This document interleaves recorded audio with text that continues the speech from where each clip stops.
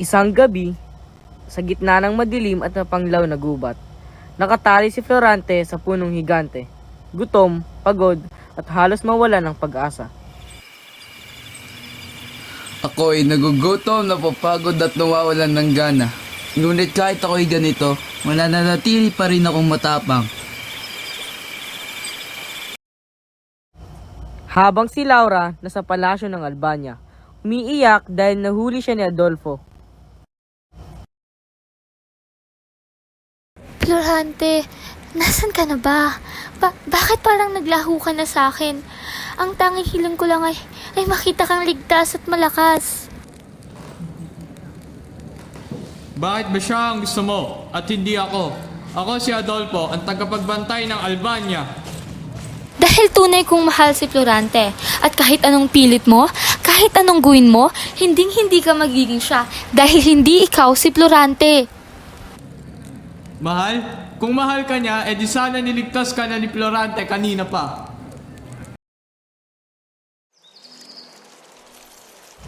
Sa palasyo ni Haring Duque Bliseo at Reyna Floresca, Kahapon pa walang balita kay Florante. Nasaan na kaya siya? Bliseo! Pinakalughog ko na ang buong Albania, ngunit hindi pa rin nila nakikita ang ating anak! Nawawala si Florante! Ano? Ang alam ko, lumalakbay lang siya.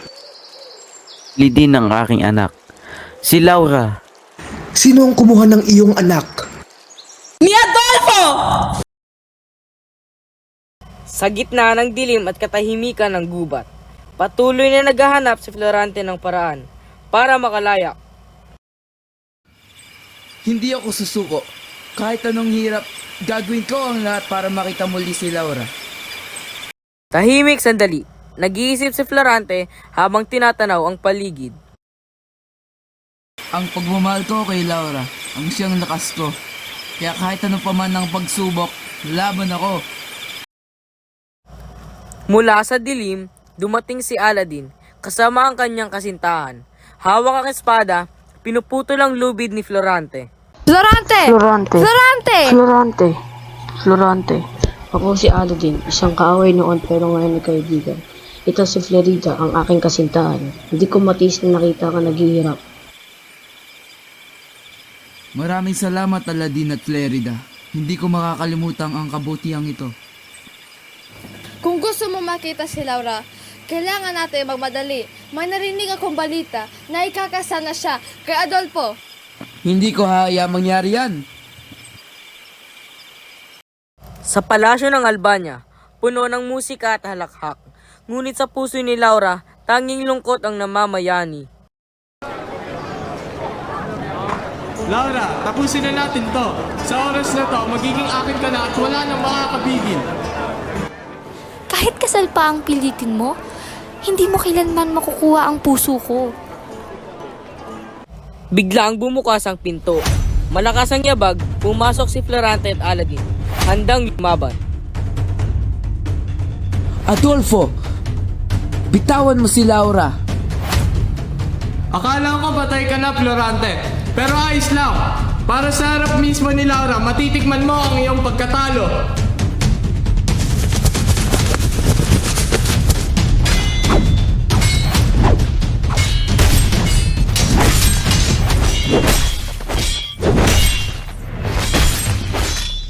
Naglaban si Florante at Adolfo. Mabilis, matindi, hanggang sa matalo ni Florante si Adolfo. Laura, ligtas ka na. Sa gitna ng kaguluhan at panganib, muling nagsama ang dalawang pusong pinag-isa ng pag-ibig at tinalo ang kasamaan.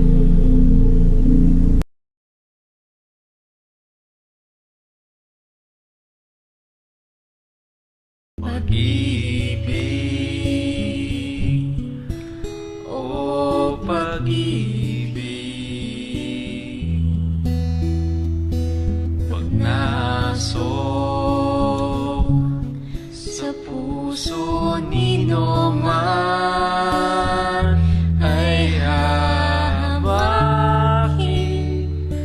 ang lahat. mahal.